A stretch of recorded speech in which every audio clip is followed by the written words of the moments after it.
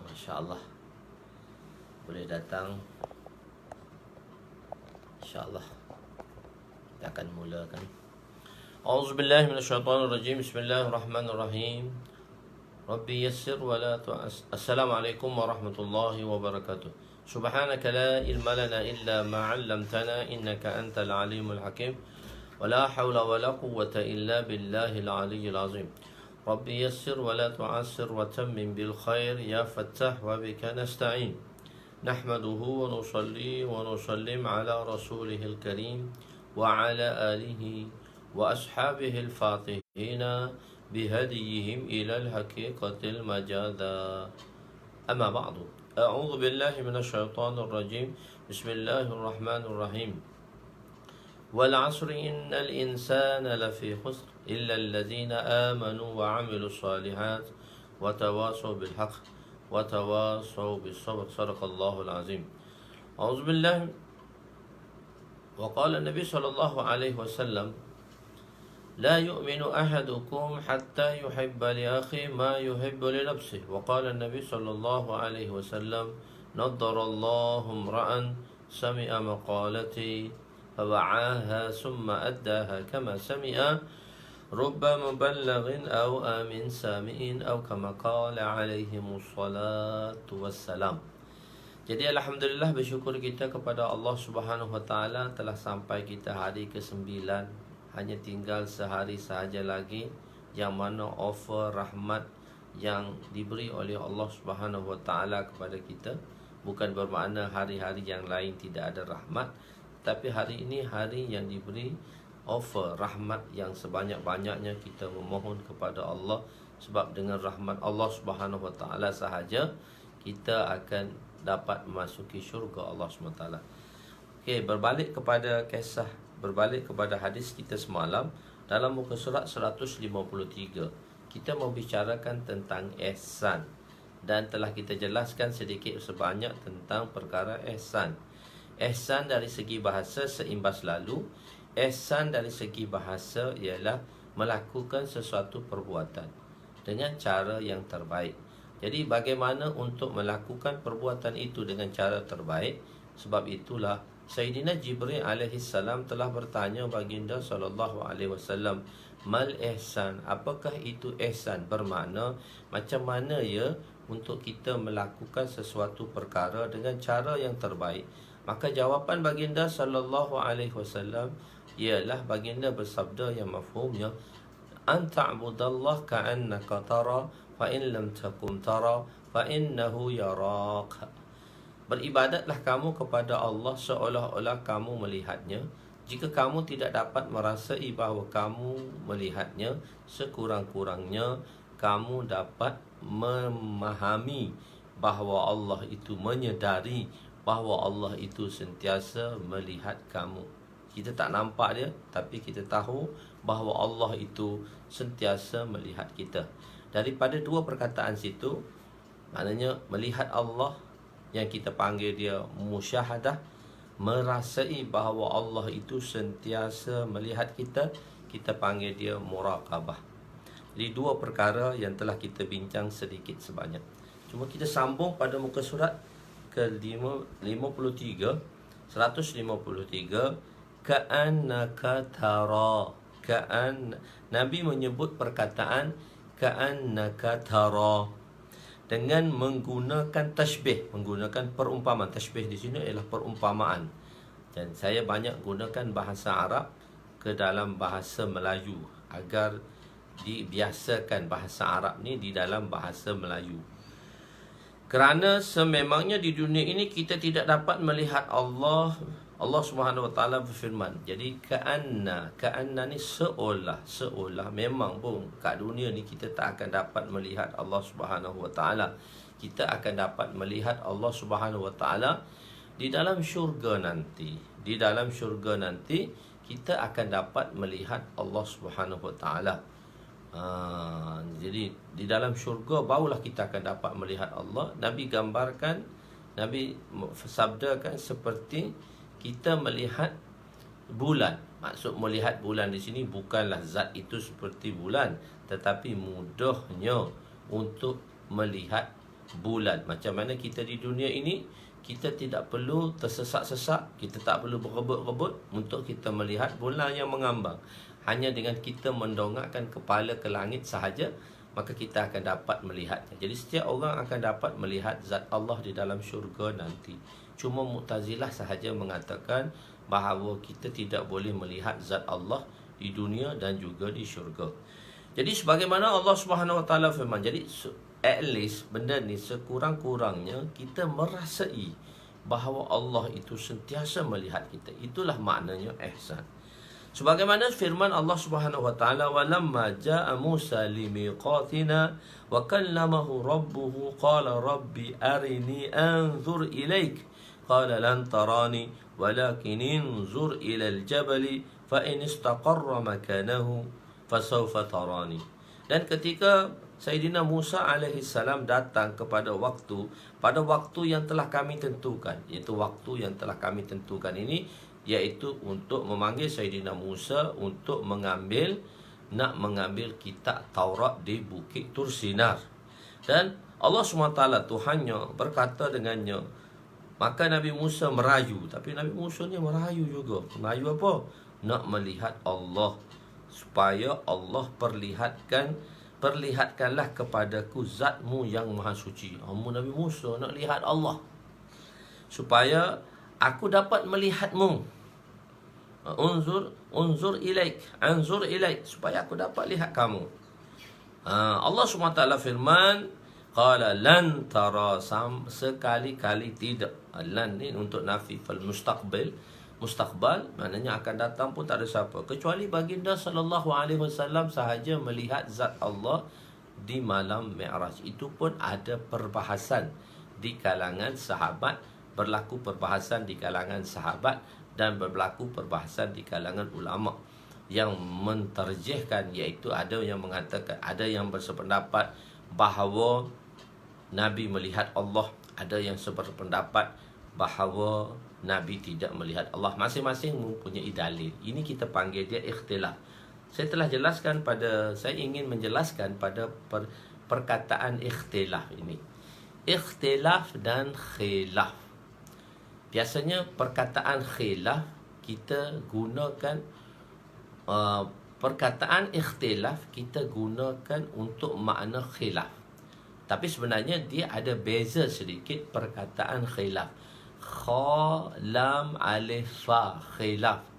Ikhtilaf, alif, kha, ta, lam, alif, fa, ikhtilaf. Ikhtilaf, ba istif'al, ba ifti'al, dan khilaf, ba mufa'alah.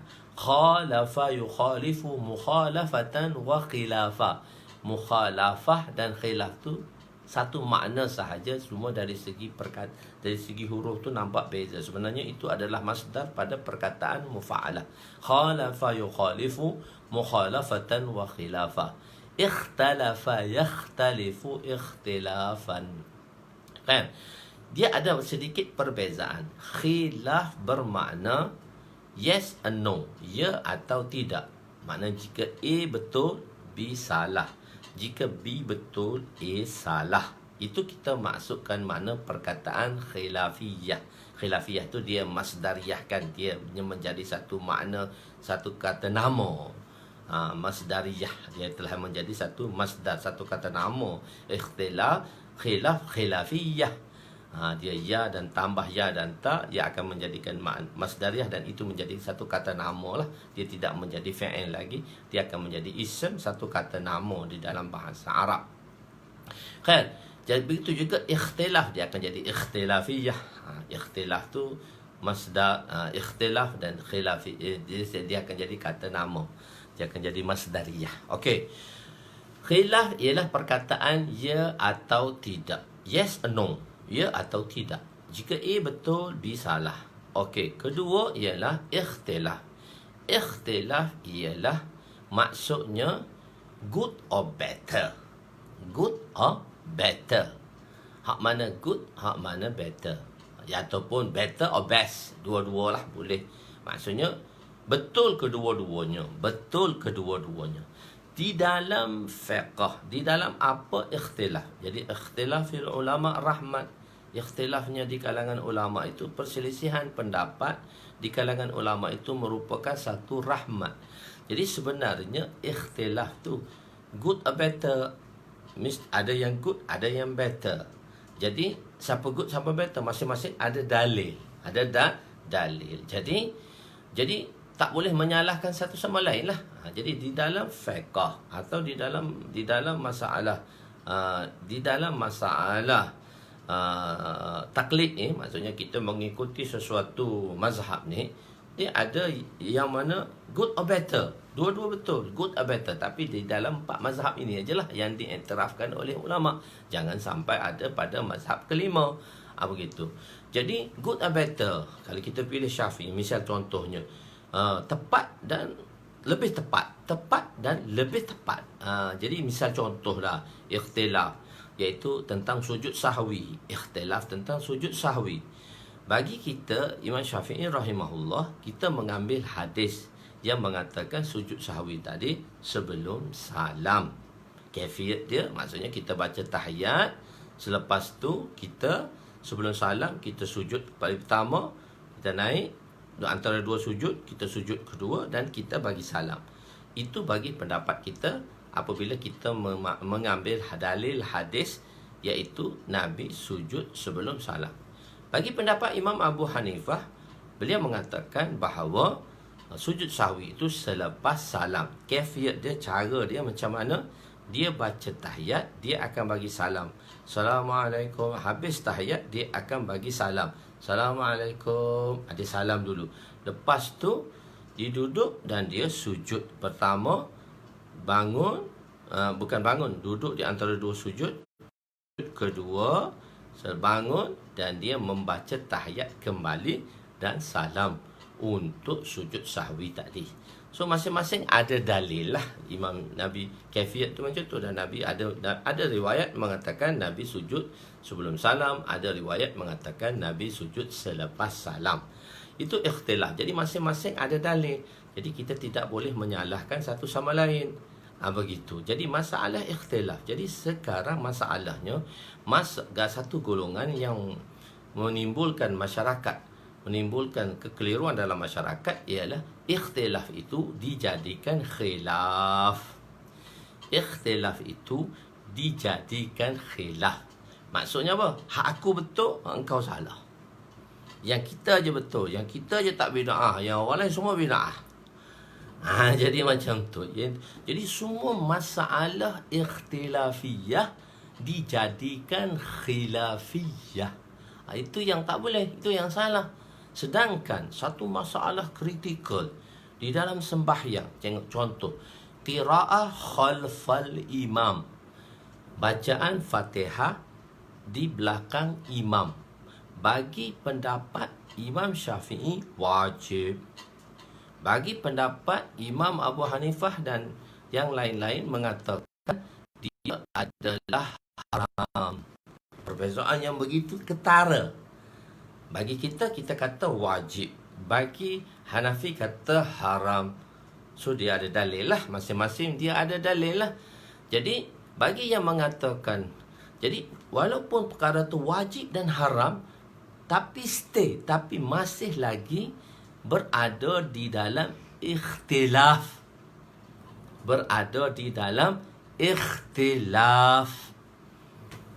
Jadi masing-masing tenanglah, masing-masing terbukalah.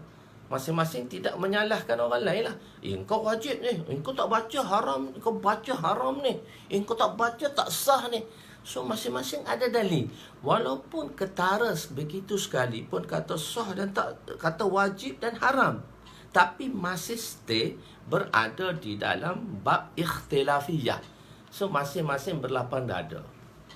Jadi kalau dibawa, jadi masalah mengelirukan masyarakat sekarang ialah masalah ikhtilafiyah itu dijadikan khilafiyah. Tak ada kunut sebelum subuh. Masa sembahyang subuh tak ada kunut. Ada orang kata, saya tak nak baca kunut, tak ada kunut. Jadi, engkau tak nak buat kunut, sudahlah.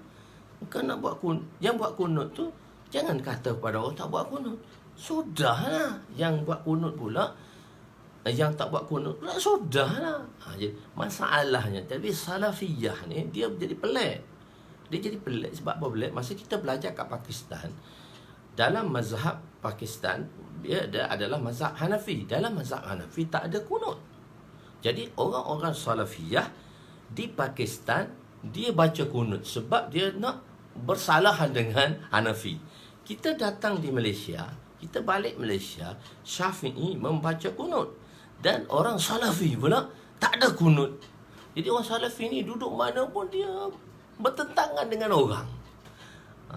Pakistan Salafi juga, Malaysia Salafi juga. Tapi kat Pakistan ada kunut. Salafi dia ada kunut sebab Hanafi tak ada kunut.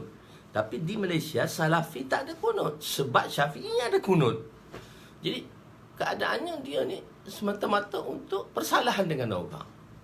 Jadi itu masalahnya ikhtilafiyah dan khilafiyah. Tapi tuan-tuan nak sebut ikhtilafiyah pun terpulanglah, tak ada masalah. Cuma saya di sini nak bezakan makna ikhtilaf dan makna khilaf. Khilaf, yes or no? Ikhtilaf, good or better? Jadi kesemua masalahnya ialah di dalam ikhtilaf. Jadi ikhtilaf ulama. Jadi Nabi Musa alaihissalam nak melihat Allah. Nak melihat Allah. Dan Allah Ta'ala kata, kau tak boleh lihat aku. Kau tengok aja. Kau tengok. Jadi aku akan pancarkan satu nur tu. Allah pancarkan satu nur ke gunung, ke bukit Tursina tu. Maka engkau tidak sekali-kali sanggup melihat aku. Engkau tak boleh melihat. Engkau tak sanggup melihat aku. Tetapi pandanglah ke gunung itu. Di situ Allah tajallikan nur dia. Maka kalau kau tetap berada di tempat itu, nescaya engkau akan dapat melihatku. Jadi kalau engkau duduk situ, maksudnya kalau engkau tak jadi apa-apa pada engkau boleh lihat aku. Bila Allah tajallikan nurnya, Allahu Akbar, Nabi Musa AS pengsan. Dia tak boleh duduk situ. Dia pengsan, dia tak boleh lihat. Dan Nabi Musa AS telah membawa kaumnya 70 orang untuk bersamanya mengambil kitab Taurat. Jadi kawan dia nak naik di Bukit Tursina untuk, dan 70 orang tu bila tajalli tu semua mati. Nabi Musa je tak mati sebab kekuatan rohani dia tinggi. Jadi kalau kita belajar dalam hadis, gabungan daripada hadis, kekuatan seorang anbiya ialah sama dengan 4,000 lelaki. Kekuatan kelelakian anbiya ialah seperti 140 penduduk syurga. Jadi 40 penduduk syurga. Jadi 40 penduduk syurga ni, satu penduduk syurga sama dengan 100 lelaki. Jadi bermakna kekuatan jasmani yang ada pada anbiya ialah 4,000 lelaki. Jadi kawan-kawan dia yang 70 orang tu, bila Allah tajallikan pada Bukit Tursina, maka dia meninggal. Terus Nabi Musa alaihissalam, dia apa? Nabi Musa alaihissalam, baginda pengsan. Allah Ta'ala kata, jika engkau tetaplah pandang ke gunung itu, nanti aku akan tajallikan. Maka jika kau tetap berada situ, dia tak boleh, dia pengsan. Dan Allah kejutkan Nabi Musa pula dengan satu ayat, wa kallama Allahu Musa taklima. Musa AS bangun semula, sedar dia daripada pengsan. Kalau orang-orang perbuatan Islamiyah, perbuatan Islam tu, dia akan ambil ayat ni untuk sedarkan orang yang pengsan. Adalah cara-cara dia. Saya pun bukan pandai dalam perubatan tu, tahu pula, tapi nanti takut beritahu salah pula. Begitu. Okey, salah dengan kaifiat dan kaedah yang diberitahu dalam perubatan Islam tu. Jadi cuma nak beritahu ayat ni digunakan untuk sedarkan orang yang pengsan tadi. Khair. Jadi maka Nabi Musa AS berdoa, ya Allah, hidupkan baliklah 70 orang ni. 40 atau 70 orang, riwayat biasa, tapi dengan 70, ada kata riwayat 40. Khair. Jadi hidupkan kembali, sebab nanti nak beritahu tentang macam mana peristiwa berlaku. Nabi Musa doa tu mereka ni hidup balik. Khair, itu maksudnya. Tetapi di sini sebenarnya dia ada dalam bab ru'yatullah di situ, iaitu adakah baginda sallallahu alaihi wasallam, tapi Ustaz nak sebut selalulah di sini, takut nanti sana lambat pula nak bahas itu, iaitu adakah Nabi sallallahu alaihi wasallam dapat melihat zat Allah. di malam Mi'raj. Adakah baginda sallallahu alaihi wasallam tidak melihat zat Allah di malam Mi'raj? Hadis yang diriwayatkan daripada Sayyidina Abu Dzar radhiyallahu anhu. Sayyidina Abu Dzar radhiyallahu anhu telah bertanya Nabi sallallahu alaihi wasallam, "Hal ra'aita rabbak? Hal ra'aita rabbak?" Ya Rasulullah, adakah Tuhan melihat Allah di malam tersebut? Nabi menjawab, qal nurun anna arahu. Nurun anna arahu. Nun waw ra alif nun alif, nurun anna arahu. Di sini ikhtilaf berlaku di kalangan sahabat. Ini kita panggil ikhtilaf sebab dulu kan mana ada baris, mana ada huruf, mana ada baris. Quran telah kita jelaskan, zaman Sayyidina Uthman pun dah tulis, tak ada baris lagi, tak ada titik lagi. Jadi ikhtilaf di dalam dua kategori. Jadi pada mereka, Sayyidina Abdullah bin Abbas radhiyallahu anhu telah bertanya di dalam bab tu, nanti hadis tu dia ada di dalam kitab Ru'yatullah tu, dalam Kitabul Adab jilid ke-9 nanti. Jilid ke-9 tu. Dalam tulisan saya sudah ada jilid ke-9, cuma tak type lagi. Jilid ke-7 baru tengah type, dia ada sikit lagi nak siap. Jilid 6 dah siap, jilid ke-8 dah mula typing dah. InsyaAllah rasanya tahun ni nak jilid sampai jilid ke-9 nak keluarkan. Kalau dapat jilid 8 pun syukurlah, sebab kita PKP dengan banyak masalah yang timbul lagi. Semua tuan-tuan doakanlah agar kitab ini dapat dikeluarkan. Tahun 2021 tu insyaAllah lah siaplah 11 jilid sekali dengan dia punya sonat, dia punya indeks sekali lah. Okey, tak apa, itu seterusnya. Jadi Sayyidina Abdullah bin Abbas radhiyallahu anhu, Sayyidina Abdullah bin Abbas di dalam tafsir lah, imam tafsir lah di kalangan sahabat, mengatakan bahawa Nabi melihat Allah di malam Mi'raj. Dan yang menafikannya ini ialah Sayyidina Aisyah radhiyallahu anha. Sayyidatuna Aisyah radhiyallahu anha menafikan, dia kata Nabi tidak melihat Allah di malam Mi'raj. Nabi tidak melihat Allah di malam Mi'raj. Nabi hanya melihat Jibril alaihissalam dengan rupa asalnya. Bukan Nabi melihat Allah SWT. Jadi dua di kalangan sahabat yang besar. Tapi ialah walaupun di kalangan sahabat yang besar, Sayyidatuna Aisyah radhiyallahu anha sendiri dengan Abdullah bin Abbas dan banyak lagi lah yang semakna dengannya, dan siapa yang bersama dengan Sayyidina Aisyah, ada sebahagian bersama dengan pendapat tu, masing-masing ada dalil-dalil, masing-masing ada dalil. Cuma daripada perkataan nurun anna arahu, di situ perbahasannya. Nurun anna arahu, Sayyidina Abdullah bin Abbas kata, bila orang tanya dia tentang siapa, tanya Abdurrahman Sayyidina Abdurrahman bin Auf sekaliban tanya dia, adakah Nabi SAW melihat Allah pada malam itu? Dalam hadis Abu Dzar itu, Sayyidina Abdullah bin Abbas kata, nurun anna arahu. Nurun anna arahu. Nurun, Allah itu ialah satu nur. Anna arahu, aku melihatnya. Nurun anna arahu, aku melihatnya. Okey. Tapi perkataan bagi pendapat yang mengatakan ia adalah satu nur yang nurun azim, satu nur yang khusus. Anna arahu, aku melihatnya di malam Mi'raj. Tapi Aisyah kata tak, dia membaca nurun anna arahu tu dibaca balik golongan yang menidakkannya, yang menafi penglihatan itu, dia baca nuraniyun arahu. Tu nurun anna arahu. Tapi golongan yang menafikan bahawa Nabi SAW melihat Allah SWT di kalangan sahabat membaca ibarat tadi nuraniyun arahu. Dia adalah zat, itu adalah satu zat yang bercahaya, nurani. Arahu, macam mana aku nak lihat dia? Cahaya tak boleh lihat.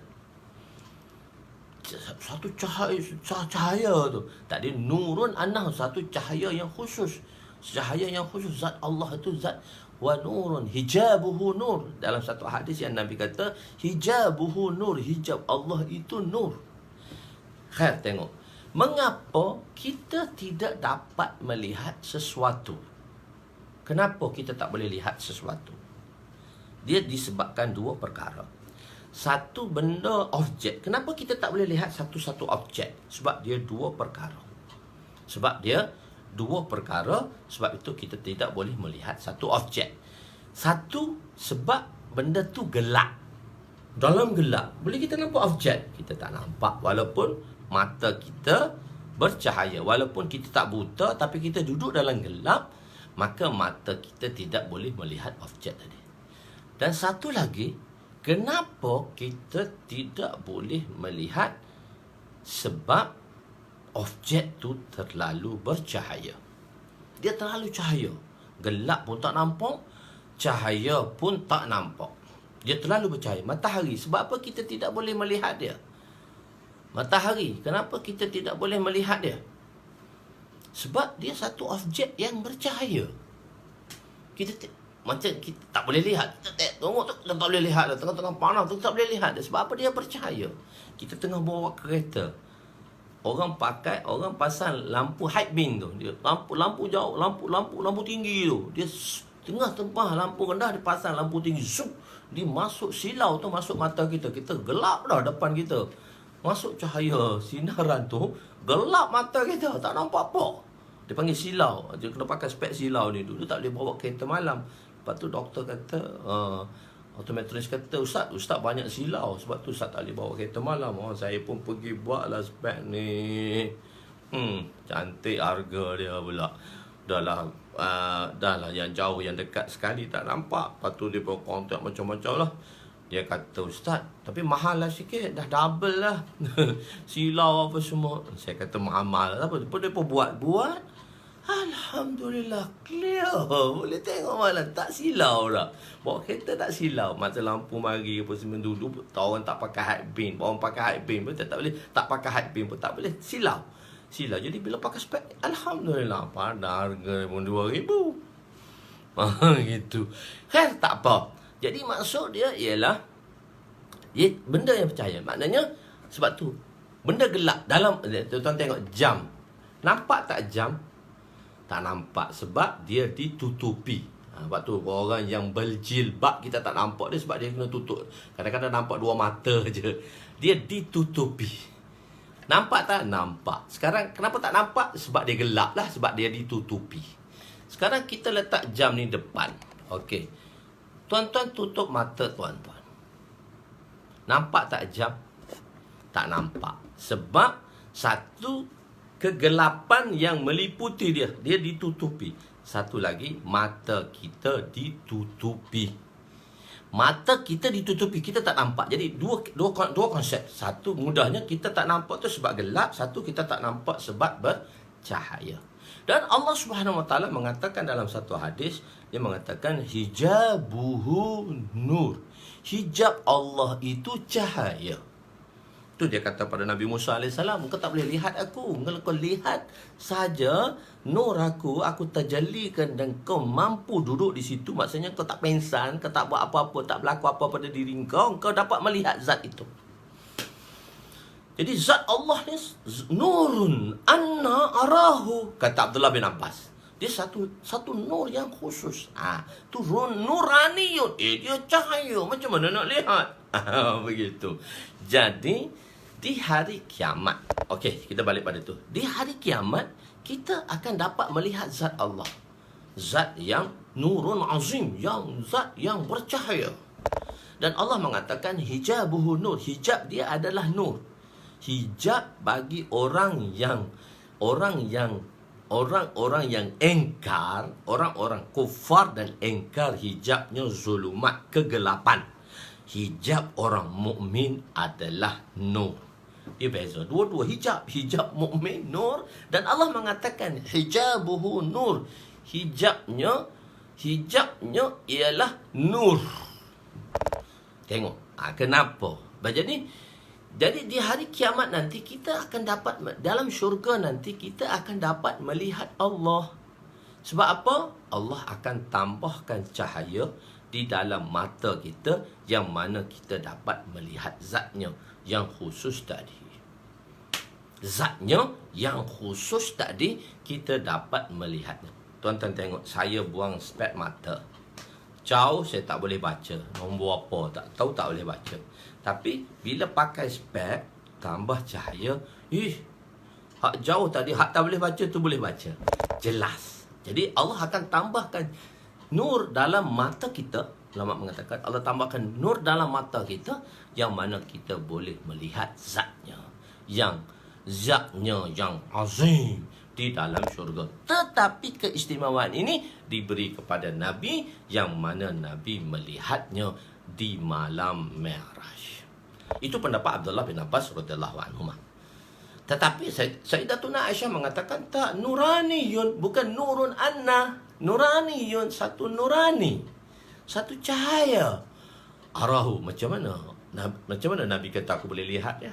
Jadi mengatakan Nabi. Jadi ada perbezaan pendapat di situ, tapi tak menyalahkan satu sama lain. Tapi masing-masing dengan dalil dia lah. Dan dia tidak menidakkan orang lain dan menyatakan orang lain sesat, orang lain bid'ah. Tidak. Itu berada di kalangan ikhtilaf. Okey? Boleh faham apa itu khilaf, apa itu ikhtilaf. Jadi kita stay dengan mazhab kita stay di dalam mazhab Arba'ah. Kita stay mazhab Arba'ah yang kita pegang di Malaysia ialah mazhab Syafi'i, bermazhab Imam Syafi'i. Kita tidak lagi mazhab yang lain, bermazhab Imam Syafi'i. Dan kita ada fiqh susunan sampai, dan kita ada sanad dia sampai berterusan. Fiqh kita ni dia panggil berterusan, tidak mati di tengah jalan. Khair. Okey. Kita balik kepada perkataan tadi. Jadi Nabi Musa AS tak boleh melihat Allah. Maka muka surat 154. Di dunia ini tidak ada siapa pun yang dapat melihat Allah. Tetapi akhirat orang beriman akan melihat Allah. Wujuhun yawma izin nadhirah ila rabbiha nazirah. Pada hari kiamat, muka orang-orang yang beriman. Muka tak ada mata lah, tapi disebut wujuh ni mata. Dan dia muka ni dia ada hidung, dia ada mata. Jadi maksud dia mata lah. Mata orang yang beriman berseri-seri. Maka dia akan dimasukkan cahaya dalam mata tadi, melihat Tuhannya. Dia dapat lihat Tuhannya lah, cahaya, dan dapat melihat. Kita dapat masuk cahaya. Wujuhun yauma izin nadhirah, pada hari itu dimasukkannya. Orang-orang beriman daripada hari kiamat, mukanya, yakni matanya tadi bercahaya, berseri-seri. Comel kan, orang yang cantik semua, orang nak glowing tu. Sebab nak cantik, orang perempuan lah, orang lelaki tak kisah sangat pun. Tapi banyak juga orang lelaki macam tu. Khair, tak apalah, itu nak kecantikan. Alhamdulillah, jaga kecantikan kita, jaga kehandsomean kita, jaga keterampilan kita. Jangan jadi macam ustaz tak jaga terampil, susah. Jadi, dan bersabda Nabi SAW, qala Nabi SAW dalam riwayat Bukhari, innakum satarawna rabbakum kama tarawna hadzal qamar. Nabi bersabda, sesungguhnya kamu akan melihat Tuhanmu seperti kamu melihat bulan pertama. Hadis riwayat Bukhari. Yakni tidak perlu bersesak-sesak, sebagaimana saya telah jelaskan, sebagaimana kita melihat bulan di bulan pertama. Mata insan, mata kita kat dunia ni, di dunia ini tidak boleh idrak. Maknanya kita tidak boleh melihat sesuatu yang bercahaya atau ke dalam kegelapan. Maka Allah Subhanahu Wa Taala berkata kepada kita sewaktu kita di dunia, la tudrikul absar, la tudrikuhul absar, wa huwa yudrikuhul absar, wa huwal latiful khabir. Ia tidak dilihat dan tidak diliputi oleh penglihatan. Zat Allah ni tak ada siapa boleh lihat dia. Ya, tu pasal saya ambil satu terjemahan di dalam tafsir tadi. So, terjemahan itulah saya terjemahkan sekali di sini. Dia tidak dapat dilihat. Zat Allah tu tidak dapat dilihat dan tidak diliputi. Maknanya tidak boleh dilihat oleh mata kasar. Sedangkan dia, yakni Allah, dapat melihat. Melihat tu maksudnya mengetahui segala hakaik dan hakikatnya. Segala penglihatan mata. Dia boleh lihat apa saja.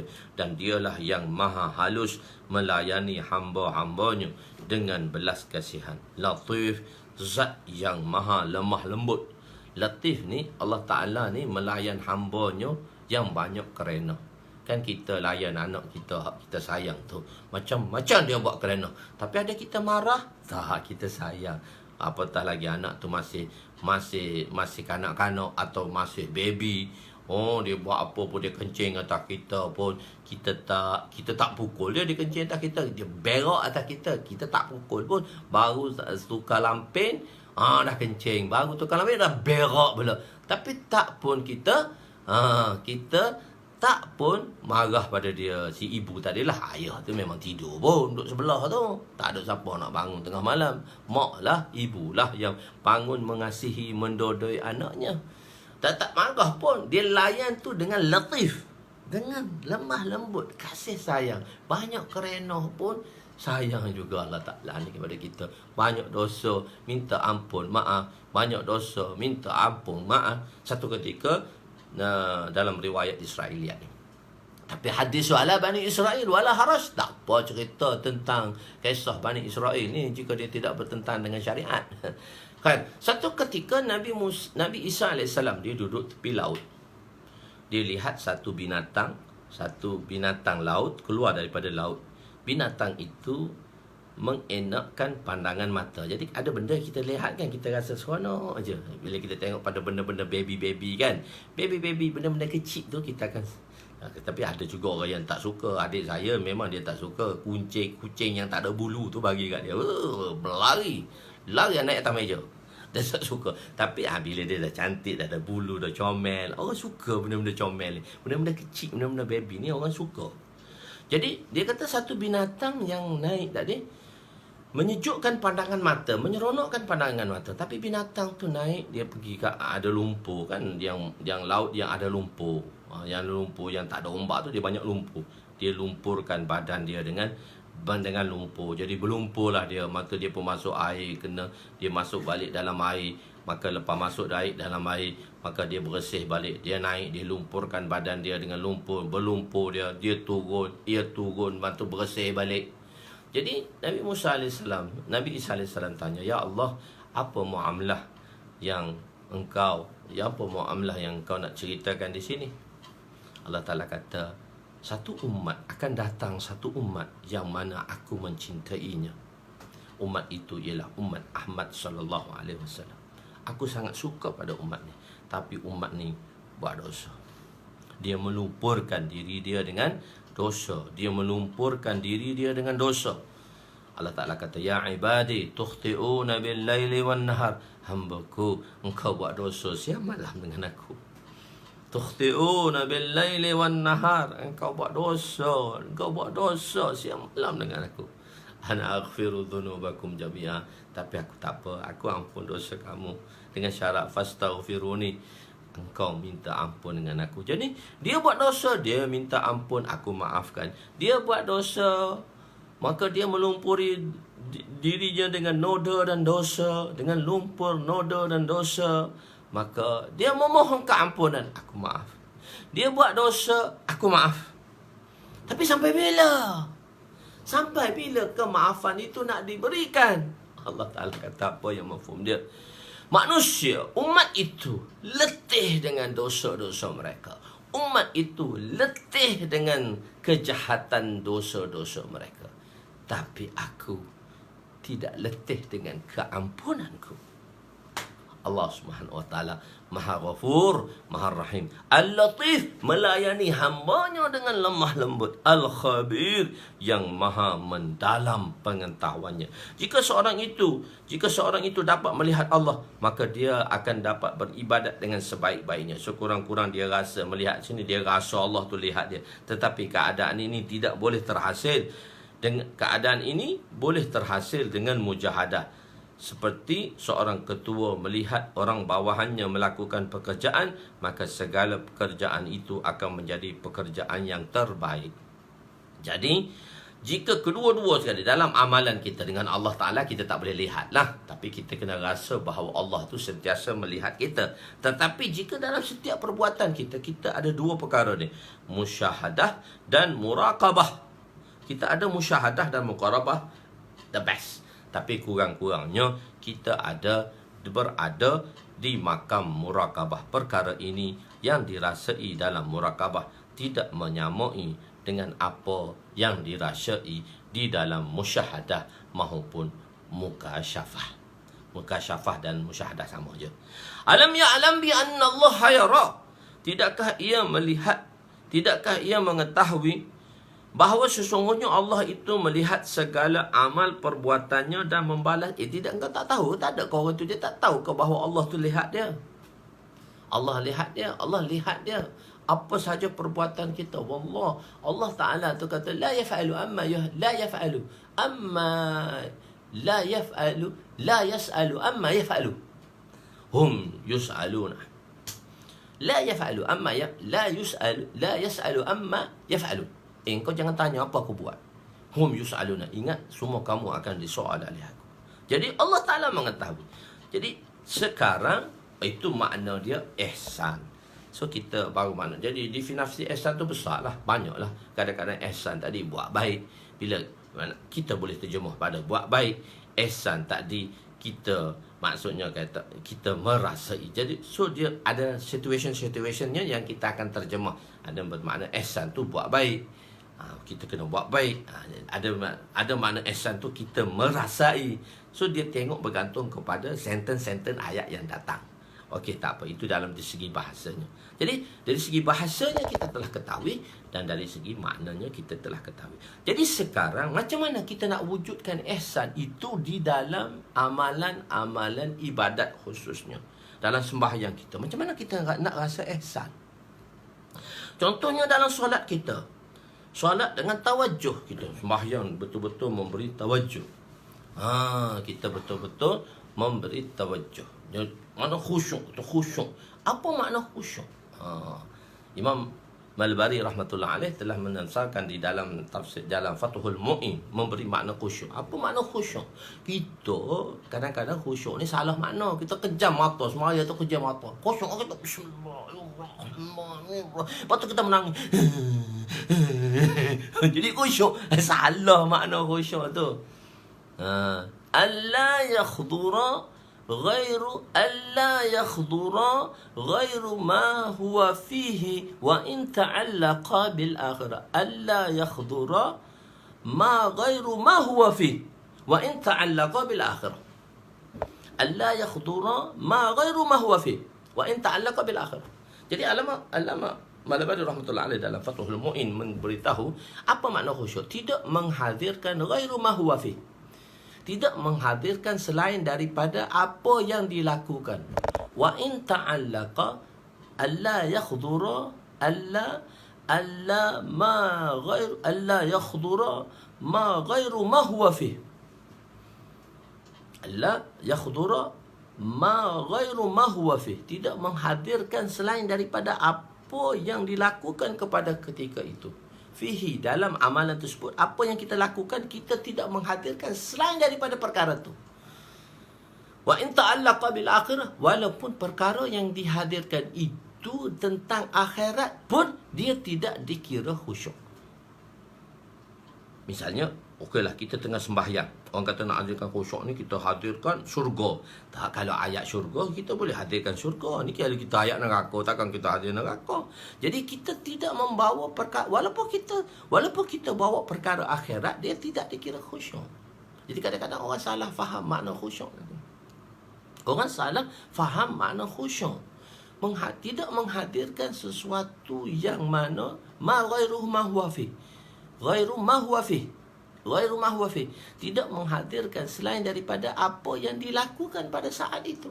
Walaupun yang dihadirkan itu in wasliyah tu maknanya. Wa in ta'allaqa bil akhirah itu wasliyah. Walaupun itu bukan itu jika tak itu wasliyah maknanya. In wasliyah memberi makna walaupun. Walaupun dia menghadirkan perkara akhirat sekalipun, maka dia tidak dikira khusyuk. Jadi khusyuk ni bila?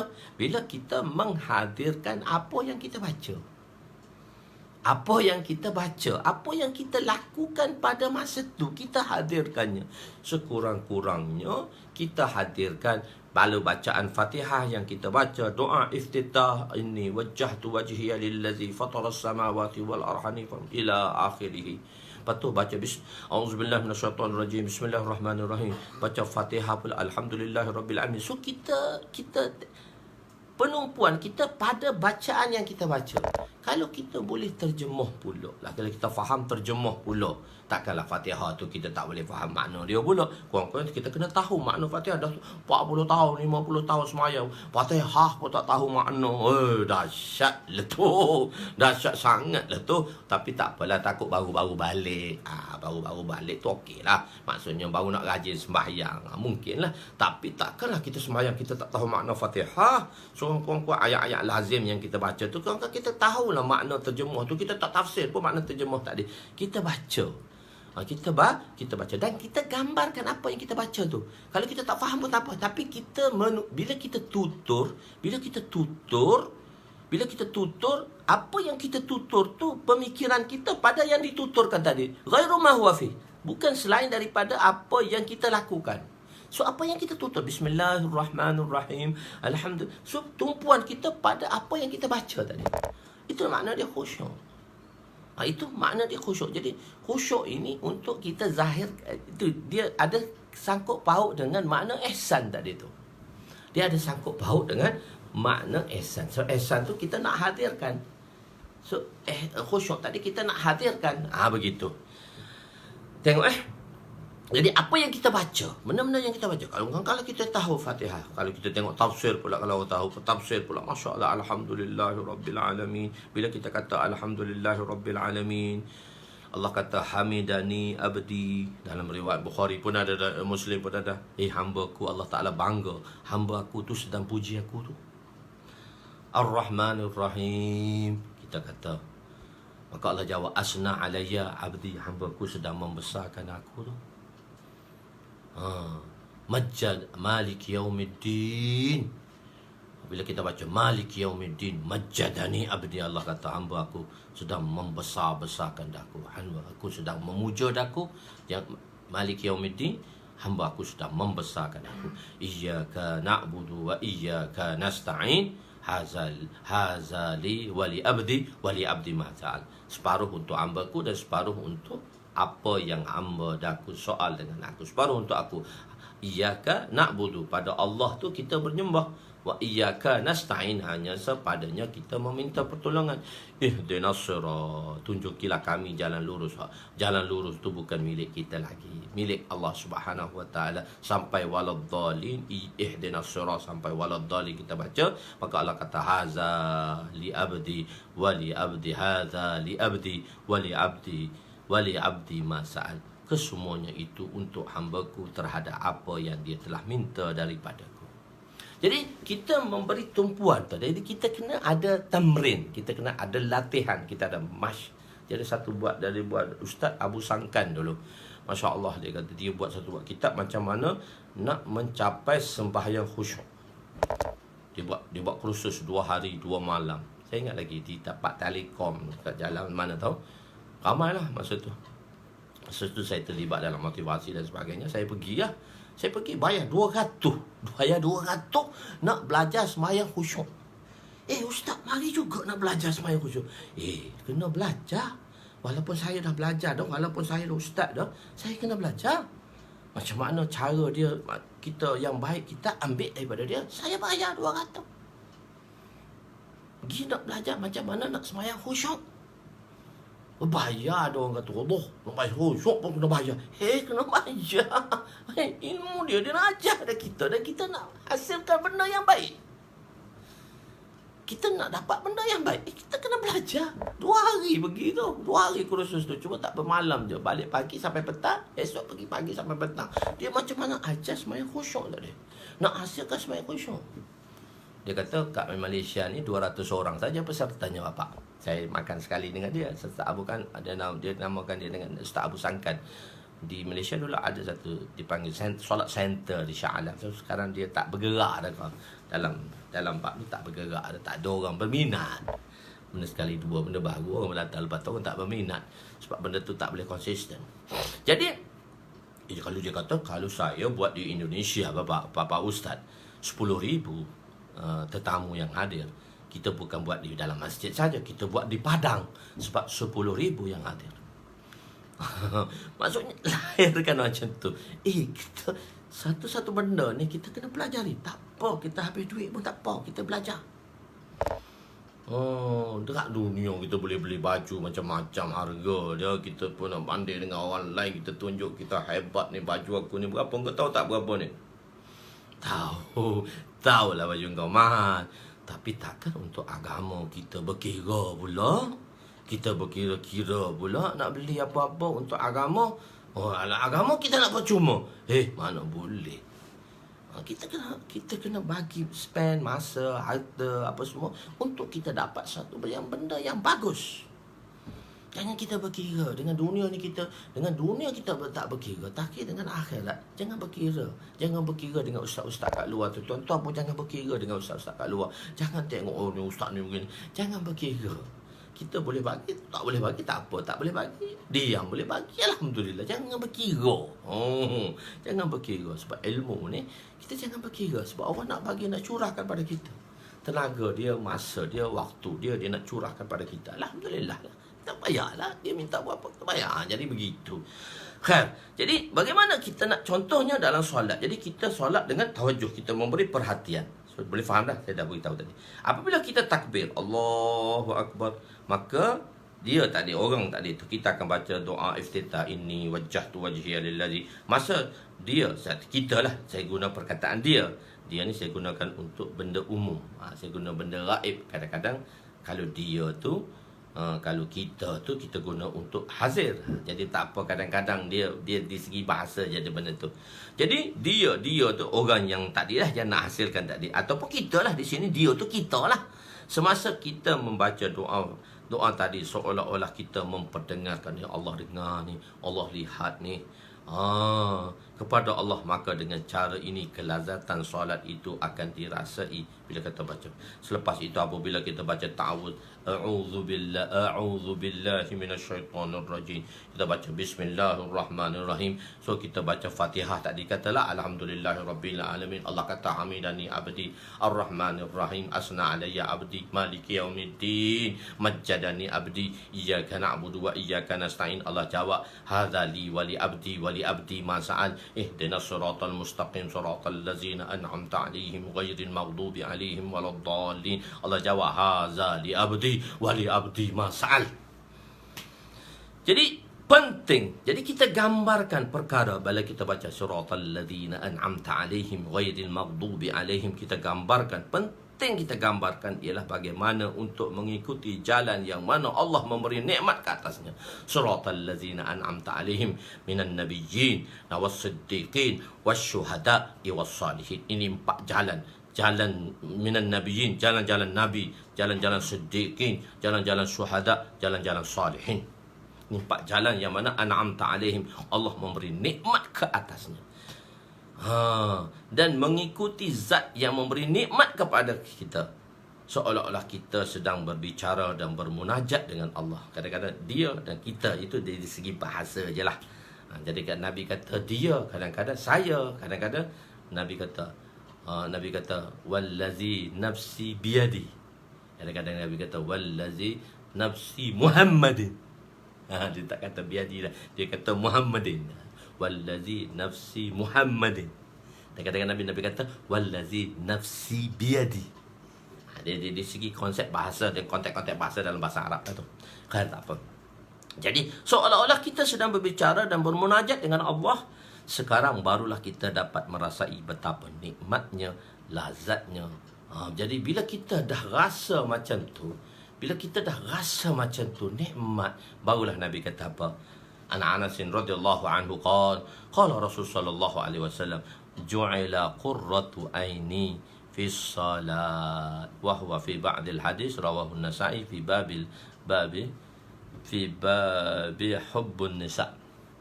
Sayyidina Anas radhiyallahu anhu meriwayatkan bahawa Rasulullah sallallahu alaihi wasallam bersabda, kesejukan mataku terletak dalam solat. Jadi solat tu sejuk-sejuk tu kita tenang je, sembahyang tenang je. Kan sahabat-sahabat tu sembahyang tenang saja.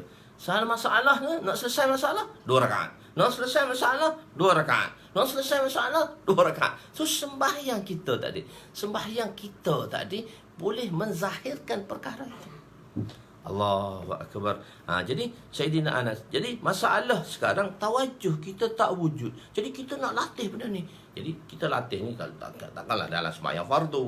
Kat sembahyang fardu kita ikut imam, apa yang imam baca kita ikutlah. Tapi kat rumah ni kita buat latihan solat kita. Kami semasa di tahun akhir belajar hadis Mishkat ni tahun 7. Tahun akhir lah. Tahun 8 tahun akhir kami belajar dengan tuan guru kami Maulana Nazrul Rahman damat barakatuh. Moga Allah Subhanahu wa taala panjangkan usia beliau. Dah 90 lebih, masya-Allah. Masya-Allah. Masa kami tahun akhir lah di Raiwin sebelum berpindah ke Dauratul Hadis. Kami diberi pasangan masing-masing. Ni tahun akhir ni diberi pasangan masing-masing untuk melihat solat masing-masing. Kita ada 2 partner. Jadi Maulana akan latih kita setiap hari. Dalam seminggu tu dia akan tanya kita buat laporan, macam mana sembahyang kamu. Jadi kita buat latihan. Buat latihan macam mana? Saya ada partner saya. Dalam belajar kita ada partner. So, satu hari dia kata kau tengok sembahyang partner kau. Satu hari kau tengok sembahyang partner kau. Jadi kita latih. Jadi dengan dia latih. Jadi bila latih tu, orang tengok tu kan, kita buat Masya Allah, qiyamnya macam mana, tangannya kat mana, rukuk macam mana, sujud macam mana, duduk antara 2 sujud macam mana, rukuk macam mana, kaki di macam mana, luas macam mana, semua hak zahir tadi kita buat. Sebab orang tu tengok. Sebab Maulana nak tanya kita dalam laporan. Tapi Maulana pun kata juga, kadang-kadang kau tengok waktu kawan kau sembahyang yang mana bukan waktu yang ditetapkan. Engkau tengok dalam masa 24 jam tu, jenguk kawan kau sembahyang macam mana.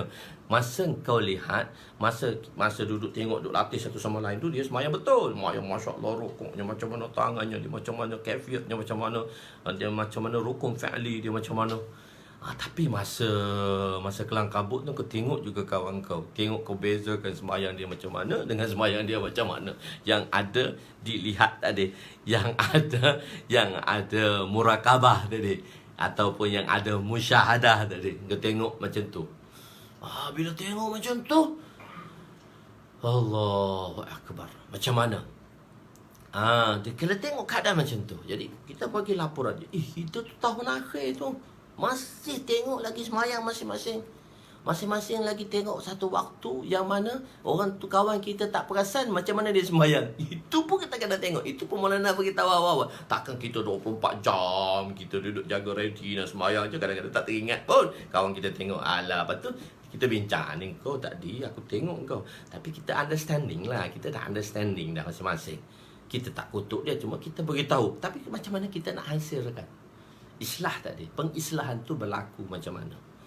Ada 4 jenis islah pula untuk akan berlaku pada umat ini. So kita cerita bab lain lah di sini, cerita panjang pula bab islah ni macam mana. Okey, dia banyak isu-isu yang mana kita perlu boleh dicakapkan sedikit-sedikit lah. Dia bukan saja kalau tuan-tuan baca, okey lah. Tapi saya ni tambahan-tambahan dengan tafsiran sedikit-sedikit lah. Kadang-kadang benda tu berdatang ingat, saya bagi cerita kan, macam tu mudah. Okey, tak apa. Jadi masalahnya tawajuh tak timbul dalam kita. Oleh itu, kita kena latih tawajuh. Latih macam tawajuh. Sebab tu dalam dakwah kita latih tawajuh.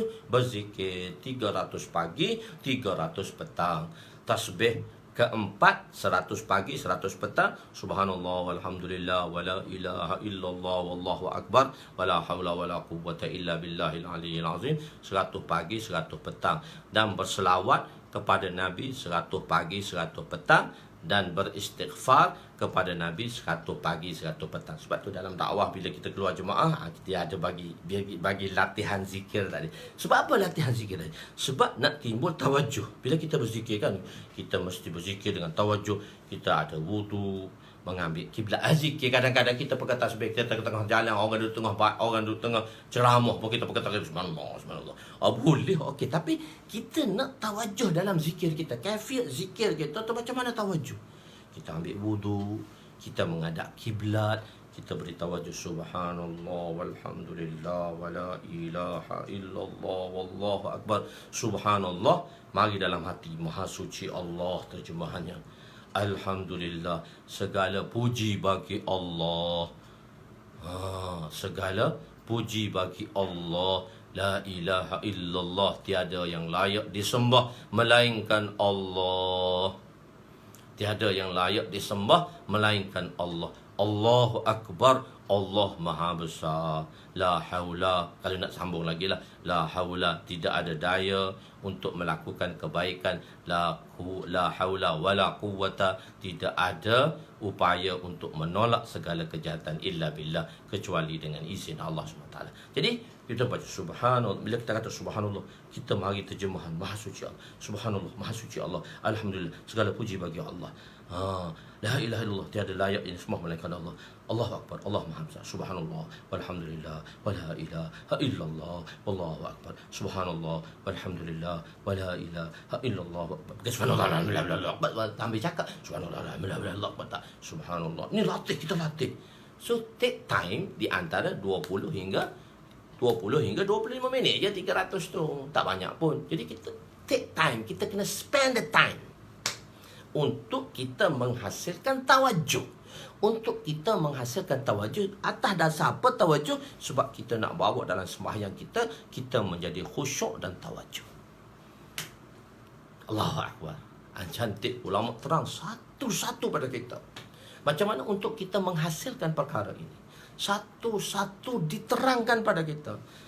Kita baca subhanallah, la ilaha, kita berzikir, kita latih waktu pagi dan petang 100 kali subhanallah, alhamdulillah, Allahu Akbar, dan istighfar dan selawat 100 kali untuk timbulkan tawajuh. Perasaan ini dalam solat kita perlu timbulkan. Jadi untuk timbulkan tawajuh, memberi tawajuh pada solat kita untuk jadi khusyuk, maka kita timbulkan tawajuh dalam zikir, kita latih dalam zikir kita. Untuk itu semasa kita berzikir, kita perlu ada wudu, kita duduk menghadap kiblat, telinga kita tutup, kepala kita tunduk, kita tidak bercakap dengan sesiapa pun. Jangan cakap masa tu. Spend the time. Please, tolonglah. Takkan dalam masa 24 jam ni kita tak boleh bagi macam tu. Apatah lagi ni kita dah buat latihan ni masa PKP ni, nanti tak lama dia nak buka dah PKP. Semua dah sibuk dah. So kita dah latih benda ni. Tolonglah, saya minta junjung tangan, tolonglah latihlah benda ni. Untuk hadirkan kita perkara ni, untuk datangkan kekhusyukan kita, untuk datangkan sifat ihsan tadi. Please, tolonglah. Take the time, spend the time. Bagi masa 20 minit. Alah, tunggulah. Orang lelaki ke orang perempuan ke, tunggulah. Ni masa, ni waktu tak boleh ganggu. Kita tahu kan ada ustaz-ustaz kita, waktu tak boleh ganggu dia. So dia tak boleh ganggu. Masya Allah, kita faham dah. Waktu ni waktu ustaz berehat dan ustaz tak boleh ganggu. Kita kena jaga. Tak nak benar tetamu masuk pun. Jadi, so takkan kita tak boleh bagi masa benda ni. Takkanlah kita dengan sibuknya kita, dengan kesibukan kita, kita tak boleh bagi masa tersebut. Allahu Akbar. Allahu Akbar. Jadi subhanallah, Maha Suci Allah daripada segala keaiban. Alhamdulillah, segala puji bagi Allah. La ilaha illallah, tiada layak disembah melainkan Allah. Allahu Akbar, Allah Maha Besar. Sebab tu Allah kata wala zikrullahi akbar. Sesungguhnya zikir itu merupakan satu nikmat. Tengok terjemahan pun ajib. Zikrullah, zikir Allah itu besar. Tak apa besar, nikmat yang sangat besar. Surah Al-Ankabut ni surah terjemahan yang saya ambil ni Pimpinan Rahman. Semua terjemahan Quran saya tak ambil lain, saya ambil Pimpinan Rahman. Dan Pimpinan Rahman ni diterima di Malaysia dan di JAKIM terima di Malaysia ni, JAKIM terima. Tak ada orang pertikaikan. Wala zikrullahi akbar. Dan sesungguhnya zikir itu merupakan satu nikmat yang besar. Boleh berzikir ni nikmat. Subhanallah, basah lidah. Nabi kata, basahilah lidah kamu dengan zikrullah. Basahilah lidah kamu dengan Al-Quran dan zikrullah. Lepas tu kita berselawat. Masa kita berselawat, kita gambarkan sifat-sifat ihsan Nabi, kasih sayang Nabi, macam mana Nabi curahkan pada kita. Dan begitu banyak kita selawat, kita Allahumma salli ala Sayyidina Muhammad. Ni duk bergaduh pula, tak ada Sayyidina kau, ada Sayyidina kau, ada Sayyidina bid'ah, Nabi tak suruh bobo Sayyidina. Pening kepala habis. Benda kecil-kecil tu jadi besar dalam masyarakat untuk bincang kepada. Sedangkan ulama dulu, fuqaha dulu dah jelas dah. Mari pokok ni pening kepala lalu. Tak boleh bobo Sayyidina. Tak sah bobo Sayyidina. Nabi tak suruh bobo Sayyidina. Hadis tak ada Sayyidina. Alah, takkan aku tak mengaji hadis. Kau kata macam tu. Kau seorang kau mengaji hadisnya. Jadi masyarakat memeningkan masyarakat. Benda yang perlu, yang tak perlu dibahaskan pun. Orang duduk tepi, orang tak duduk orang tak sembahyang tu, tak ada orang nak bahas kepada tu. Tak ada kan kau pergi ajak orang yang tak sembahyang tu. Duduk depan YouTube semua senang. Macam saya duduk depan YouTube, tuan-tuan seronok. Bila kita masuk dengan masyarakat, baru kita tahu benda ni. Bebel pula saya. Kan? Jadi kita beristighfar, kita berselawat kepada Nabi SAW. Apa jenis selawat-selawat lah tak apa. 100 pagi, 100 petang. Lepas tu kita beristighfar. So, macam mana kaifiat istighfar? Macam mana cara kita nak beristighfar? Manusia ni dia suka ingat kebaikan. Dia terlupa kejahatan. Masa kita beristighfar, masa kita berzikir lain. Masa kita beristighfar, macam mana kita nak beristighfar? Masa istighfar ni, kita lupa segala kebaikan kita. Kita ingat dosa kita je. Tapi masa lain, iza saratka hasanatuka. Bila kita buat baik, kita rasa seronok. Iza sa'atka sayyi'atuka. Itu di tempat yang lain. Bila kita buat baik, kita kena rasa seronok.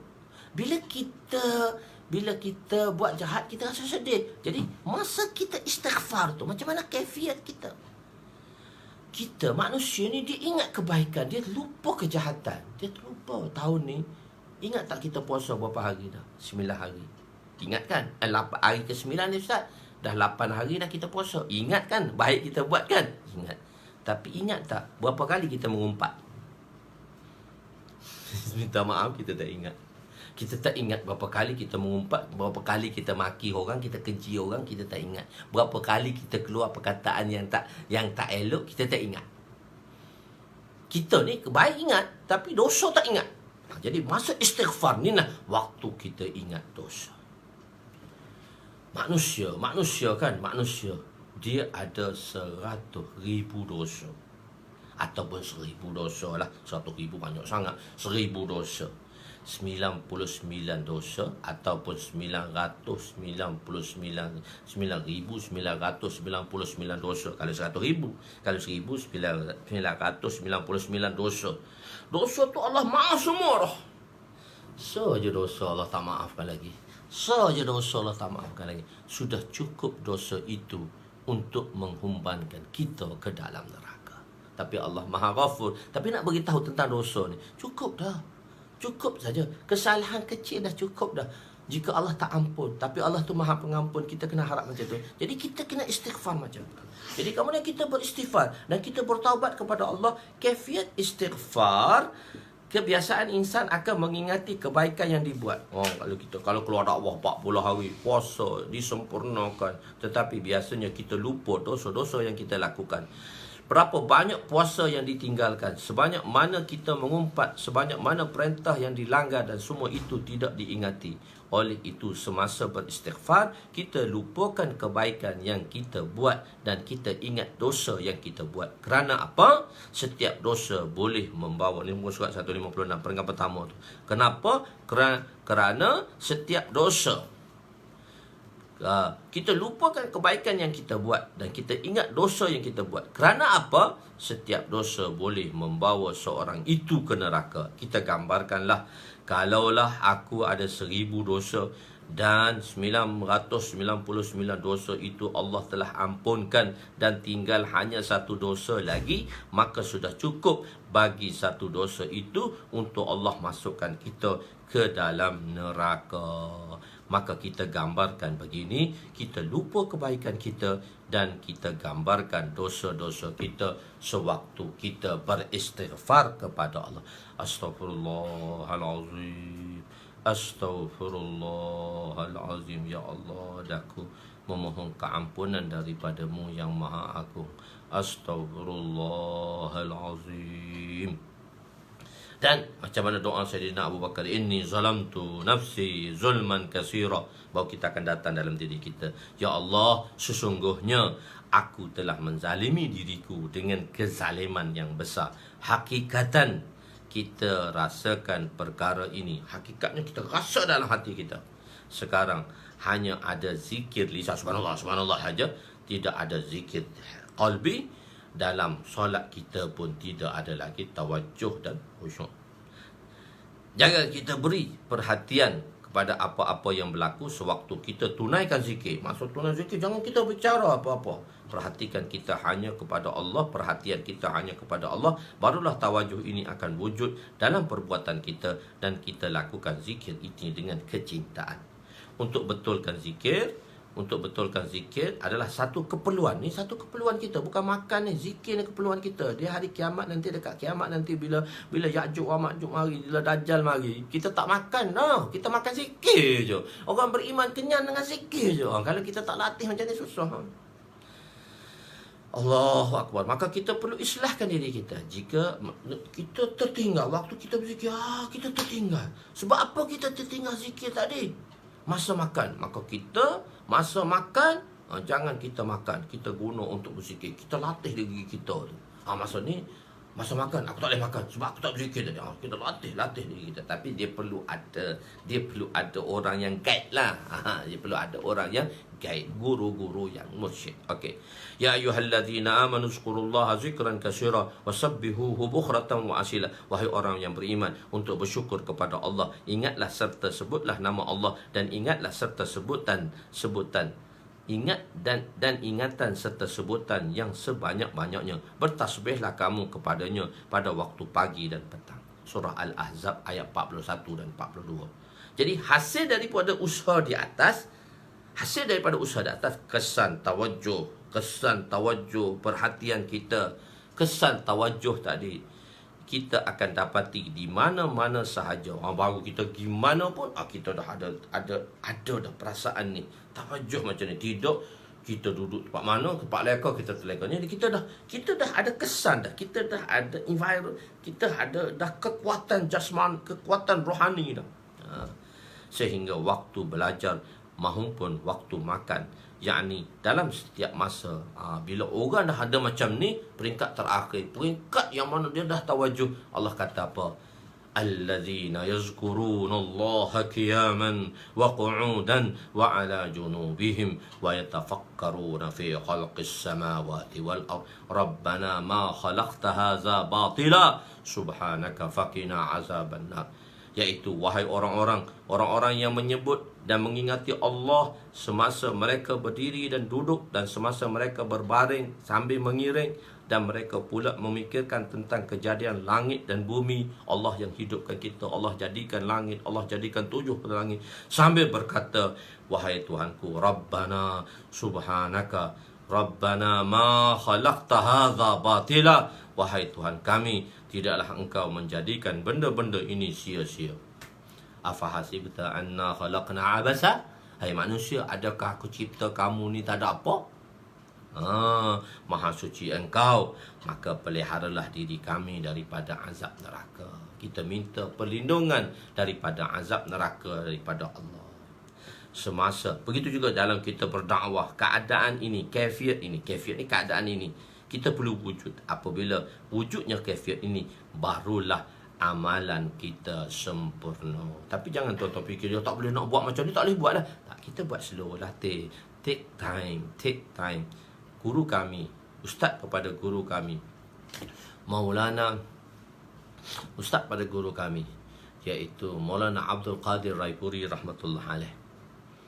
Beliau buat latihan berzikir 6 tahun. 6 tahun dia latih berzikir tu. Tawajuh beri dia memang betul-betul effort, dia betul-betul usaha. Ustaz kami selalu bagi tahu, tuan guru kami 6 tahun dia latih macam ni. Dan 3 tahun dia berdoa. 3 tahun dia doa macam ni. Dia tu pun ambil masa 9 tahun. So kita sikit. Maksudnya at least kita perlu ada benda ni. Jangan kita rasa senang saja, ambil mudah, ambil senang saja dengan perkara ni. Lepas tu 9 tahun barulah ni jadi alladzina yazkurunallaha qiyaman wa qu'udan wa ala junubihim wa yatafakkarun. Baru jadi macam tu. Baru jadi macam tu. Setiap anggota berzikir. benda ni tak boleh cerita, takut orang tak percaya pula. Pening kepala. Pasal benda-benda ni dia benda-benda yang riwayatan kan.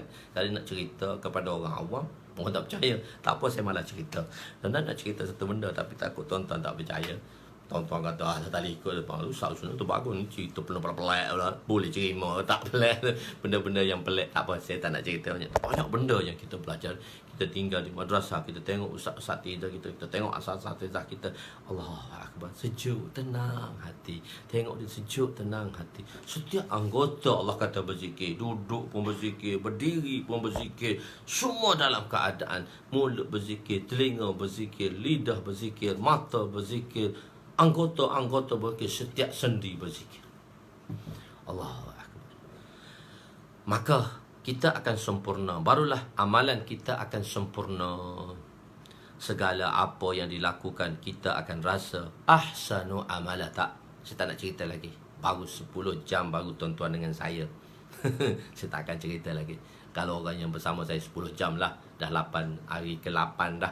Hari ke-9, jadi 10, 12 jam. Hari ke-8 tu 12 jam. Hari ke-10, jadi saya tak nak cerita lagi. Tapi kita cerita semula. Ada tempat dia, kita cerita balik insyaAllah. Banyak lagi. Sebulan, baru hari ke-9, 21 hari lagi insyaAllah. Teringat nanti saya cerita balik insyaAllah. Saya akan cerita balik. Nanti tuan-tuan lama baru boleh. Tidak, tuan-tuan tak lama tak boleh cerita. Apa betul kau Ustaz tu? Okey, tak apa. Jadi segala apa yang dilakukan, kita akan dapat rasa ahsanu amala. Ahsanu amala. Dan kita akan menjadi ihsan. Oh, panjang juga ihsan ni. Ingat ke nak pendek je? Dah panjang dah ihsan. Alhamdulillah. Ingat saya nak cerita bahawa apa itu hari kiamat. Macam mana tanda-tanda kiamat, insyaAllah esok. Dan kita menjadi orang bersyukur. Saya rasa esok habislah hadis ni insyaAllah. Kalau saya tak membebel panjang, habislah. Maksudnya saya tak banyak bawa cerita-cerita. Saya kita direct to the point kat sini je. Okey lah, saya habis. Nanti esok muka 160.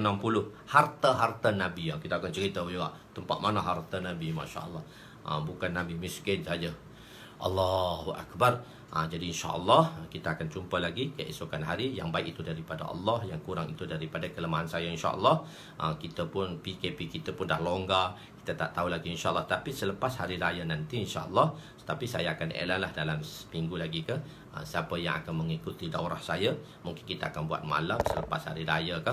Kita akan mengikuti dalam jilid pertama juga lagi. Tapi dalam kitabul ilmu kita akan ambil beberapa slot. Di situ tuan-tuan akan buat pendaftaran dan sebagainya lah. Untuk mudah senang. Jadi selepas tu dah habis kitabul ilmu, kita masuk jilid kedua pula. Kitabul taharah macam mana. Lepas tu kita masuk pula kitabul salat. Jilid ketiga kitabul salat. Jilid keempat kitabul janaiz. So kita belajar sedikit-sedikit insyaAllah. Kita akan bahaskan. Dan saya akan bersama dengan tuan lah insyaAllah. Walaupun selepas PKP ni kita bebas apa semua, tapi insyaAllah saya akan bagi masa juga untuk mengadap benda ni di alam maya. InsyaAllah saya rasa sebab yang tak dapat berjumpa dengan saya, insyaAllah kita mengadap di alam maya lah insyaAllah. Set alam, takut terlupa tak apa insyaAllah. Ingat dia banyak benda nak cerita ni.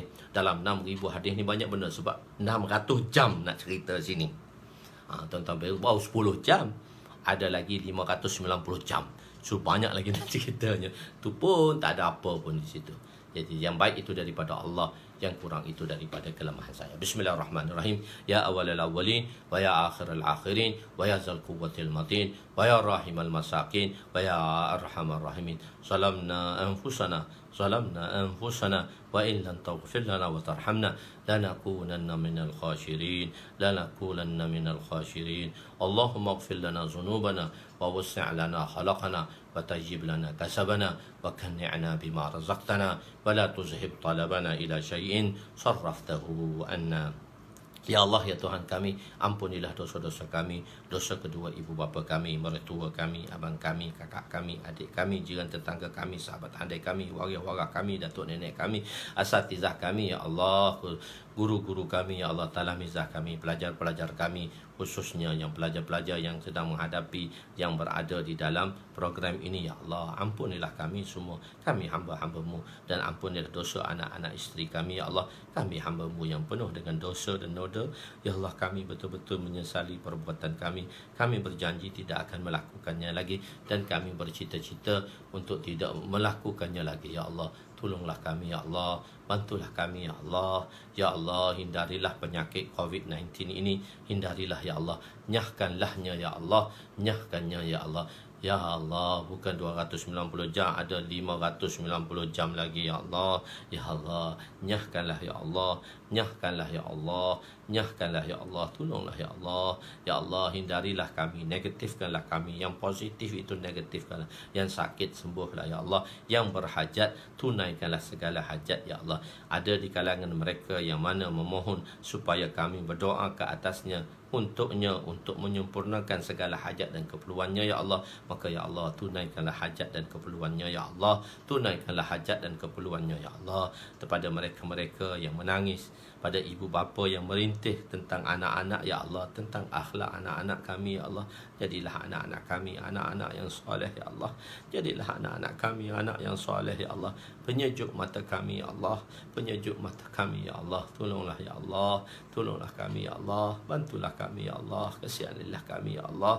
Ya Allah, bagilah rezeki yang murah pada kami ya Allah, rezeki yang mencurah-curah-Mu ya Allah, rezeki yang tidak terkira di sisi-Mu ya Allah. Wa in min syai'in illa indana khazainuhu wa ma nunazziluhu illa biqadarin ma'lum. Segala apa di dalam khazanah-Mu ya Allah, khazanah-Mu tidak akan berkurangan walaupun ia berterusan diinfakkan ya Allah. Tapi ya Allah, tolonglah kami, bantulah kami ya Allah, istiqamahlah kami ya Allah. Akhirlah kalam kami dengan la ilaha illallah Muhammadur Rasulullah. Ya Allah, kami takut ya Allah, kubur gelap ya Allah.